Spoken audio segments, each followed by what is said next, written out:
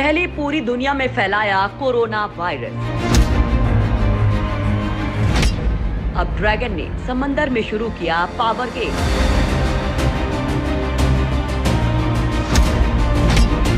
South China सी पर चीनी कब्जे की नीयत। ड्रैगन की डर्टी ट्रिक्स भारत के लिए बड़ा खतरा। इस वक्त पूरी दुनिया भले कोरोना वायरस महामारी से जूझने में लगी है, लेकिन चाइना अपनी डर्टी ट्रिक्स से बाज नहीं आ रहा। कोरोना वायरस को लेकर भारत के दोस्त और चाइना के बड़े भाई रूस ने भी चीनी वैज्ञानिकों पर आरोप लगाए हैं। तो दुनिया के वैज्ञानिक हर दिन कुछ नए रिसर्च के साथ चाइना को घेरते जा रहे हैं। भारत ने भी चाइना के खिलाफ सीक्रेटली अपनी जांच तेज कर दी है, क्योंकि कोरोना वायरस में जिन जानवरों पर चाइना टेस्टिंग कर रहा था वो भारत के भी थे। अभी इस मामले में जो बड़ा बैक थ्रू मिला है वो ये है कि कोरोना में कारगर मानी जा रही दवा रेमडेसिवियर का भी चाइना ने चुपके से पेटेंट करवाने की अर्जी तक दे डाली थी। यानी चाइना नीच हरकत से कहीं बाज नहीं आ रहा। अब चूंकि दुनिया कोरोना से निढाल है, तो ड्रैगन ने अब साउथ चाइना सी में जबरन कब्जा तेज कर दिया है।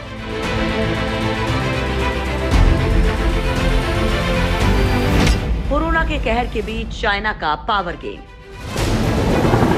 कोरोना वायरस महामारी को इग्नोर कर चाइना इस इलाके में अपना प्रभुत्व स्थापित करने में जुट गया है।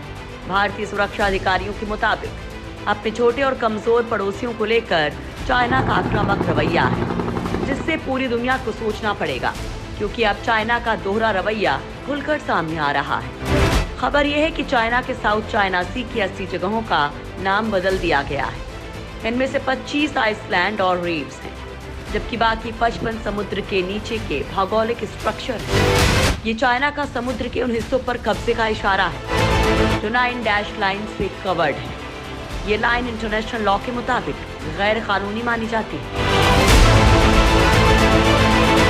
चाइना के इस कदम से न केवल छोटे पड़ोसी देशों बल्कि भारत और अमेरिका की टेंशन भी बढ़ गई है। वहीं कोरोना को लेकर भी चाइना की नीच हरकतों की पोल लगातार खुल रही है। साउथ चाइना सी पर अधिकार जताने से नाराज होकर वियतनाम ने कुछ दिन पहले संयुक्त राष्ट्र में चाइना के खिलाफ शिकायत की थी, और उसके 3 दिन बाद ही चीनी जहाजों ने एक वियतनामी जहाज को टक्कर मारकर डुबो दिया। उसकी इस हरकत का फिलीपींस से लेकर अमेरिका तक विरोध हुआ। मनीला ने बीजिंग के खिलाफ जाते हुए बयान जारी कर कहा था कि ऐसे ही अपने एक अनुभव से हमें पता चला कि दोस्ती में भरोसा कितना कम हो गया है, और हमारे मछुआरों की जिंदगी बचाकर वियतनाम ने जो किया उससे कितना भरोसा पैदा हुआ। जापान को कहीं भी नहीं बख्श रहा चाइना। अमेरिका के विदेश मंत्री माइक पोम्पियो के मुताबिक चाइना महामारी से ध्यान हटाने के लिए साउथ चाइना सी में इस तरह की हरकतें कर रहा है। पिछले हफ्ते जापान के विदेश मंत्री ने चाइना का विरोध किया था। दरअसल चाइना ने ईस्ट चाइना सी में स्थित सेनकाकू आइसलैंड के पास जंगल की समुद्री सीमा में जहाज भेज दिए थे। इसके जवाब में अमेरिका का जंगी जहाज ताइवान के जलमरुस्थल से होकर गुजरा। चाइना को काबू रखने के लिए अमेरिका ने 1 महीने के भीतर दूसरी बार ऐसा किया है। चाइना की चालबाजी से भारत को कितना खतरा। चाइना ने ताइवान को डराने के लिए समुद्र में एयरक्राफ्ट कैरियर उतार दिया था।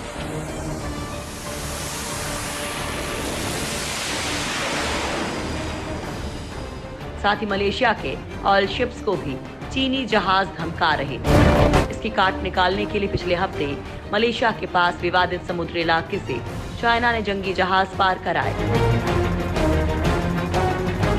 चाइना की बढ़ती गतिविधियां भारत के लिए किसी बड़े खतरे से कम नहीं है, क्योंकि एक्सपर्ट्स के मुताबिक अगर एक बार साउथ चाइना सी पर चाइना की पकड़ मजबूत हो गई तो वाईलैंड की आउटपोस्ट को पूर्वी हिंद महासागर मिलिट्री पावर बढ़ाने के लिए इस्तेमाल करेगा।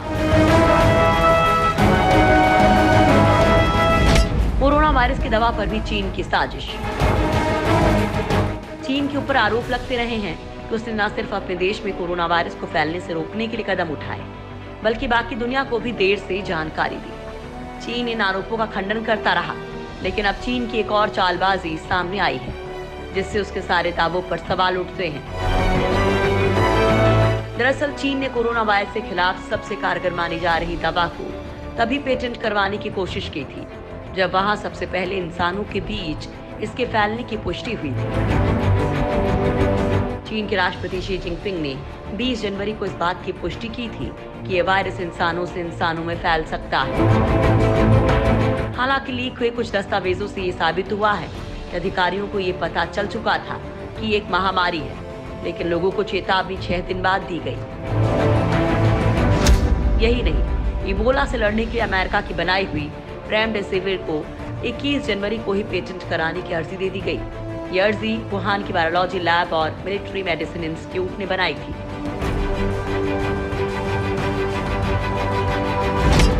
चाइना के खिलाफ जांच की हो रही मांग।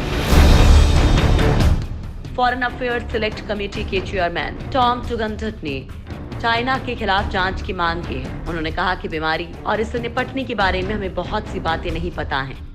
हमें इससे सीख लेने की जरूरत है ताकि अंतर्राष्ट्रीय समुदाय भविष्य में बेहतर तरीके से रिस्पॉन्स दे सके। चाइना की कम्युनिस्ट पार्टी के नेता इस बात का आरोप झेल रहे हैं कि उन्होंने डेटा छिपाया और पब्लिक हेल्थ टीमों को जांच करने से रोका, महामारी की जानकारी देने वाले डॉक्टर्स को चुप करा दिया और इंसानों के बीच इसे फैलने की बात छिपाई। रेमडेसिविर दवा को इबोला के ड्रग के रूप में विकसित किया गया था, लेकिन समझा जाता है कि इससे और भी कई तरह के वायरस मर सकते हैं। अमेरिका के वॉशिंगटन राज्य में कोरोना से जंग जीतने वाली एक महिला ने अपना निजी अनुभव शेयर करते हुए बताया कि दवा रेमडेसिविर की मदद से उनके पति कोरोना से ठीक हो गए थे। अमेरिकी राष्ट्रपति डोनाल्ड ट्रंप ने ऐलान किया था कि रेमडेसिविर एक ऐसी दवा है जिससे कोरोना के खात्मे की संभावना देखी जा रही है। चाइना के खिलाफ सबूत जुटा रहा भारत कोरोना वायरस के सभी पहलुओं का आकलन कर रहा है। क्या ये एक जैविक हथियार है? क्या ये एक वैक्सीन की एक्सपेरिमेंट या फिर कोई मानवीय भूल है? भारत की एजेंसियां हर भूमिका पर बारीकी से पड़ताल कर रही हैं। National security council secretariat corona पर आ रही हैरान करने वाली रिपोर्ट्स और लैबोरेटरी से वायरस के फैलने के आरोपों को खंगालने में लगी है। वायरस के कथित तौर पर लैबोरेटरी में बनने पर कुछ इंटरनेशनल स्टडीज और रिपोर्ट्स को NSCS देख रहा है। इसके साथ ही इसका स्वतंत्र वैज्ञानिक आकलन भी किया जा रहा है। साथ ही भारत चाइना के खिलाफ चल रहे कानूनी मामलों की भी निगरानी कर रहा है। इनमें विशेष तौर पर अमेरिका में दायर किए गए कुछ कानूनी मामले शामिल हैं। अमेरिका के एडवोकेसी ग्रुप फ्रीडम वॉच की ओर से चाइनीज अथॉरिटीज के खिलाफ 20 लाख करोड़ डॉलर का मामला शामिल है, जिसमें वुहान इंस्टीट्यूट ऑफ वायरोलॉजी के डायरेक्टर शी जिंगली पर आरोप लगाया गया है। जिंगली ने पिछले साल अक्टूबर में दूसरे वैज्ञानिकों के साथ एक रिसर्च पेपर पब्लिश किया था, जिसमें पूर्वी भारत में जानवर से मानव में वायरस के फैलने की स्टडी की थी। दुनिया के बड़े वैज्ञानिकों के चाइना पर आरोप। वायरस की शुरुआत को लेकर विशेषज्ञों की राय बटी हुई है। फ्रांस के नोबेल पुरस्कार विजेता वैज्ञानिक ल्यूक मोंटेग्रियर का कहना है कि ये लैबोरेटरी से आया है। ल्यूक का कहना है कि एड्स के इलाज की खोज के दौरान लैबोरेटरी से ये वायरस फैला है। वायरस के अगर चाइना से फैलने की पुष्टि हुई तो उससे चाइना के लिए अंतर्राष्ट्रीय समुदाय में मुश्किलें बढ़ सकती हैं। वहीं रशिया के प्रसिद्ध वैज्ञानिक ने भी चाइना को घेरा है। रूसी वैज्ञानिक प्रोफेसर पीटर चुमाकोव ने कहा कि चाइना के वुहान स्थित प्रयोगशाला में वैज्ञानिक पिछले 10 साल से कई तरीकों के कोरोना वायरस को विकसित करने में सक्रिय रूप से लगे हुए थे। चीनी वैज्ञानिकों ने पागलपन भरे प्रयोग किए। चुमाकोव के मुताबिक चीनी वैज्ञानिकों ने HIV वैक्सीन बनाने की कोशिश के दौरान कई जीनोम को वायरस में इंजेक्ट किया था, जिससे वायरस के स्वाभाविक सीक्वेंस का स्थान ले लिया। इसी वजह से कोरोना वायरस के अंदर बेहद खास चीजें आ गई हैं और इसमें इंसान की कोशिकाओं को संक्रमित करने की क्षमता हासिल हो गई।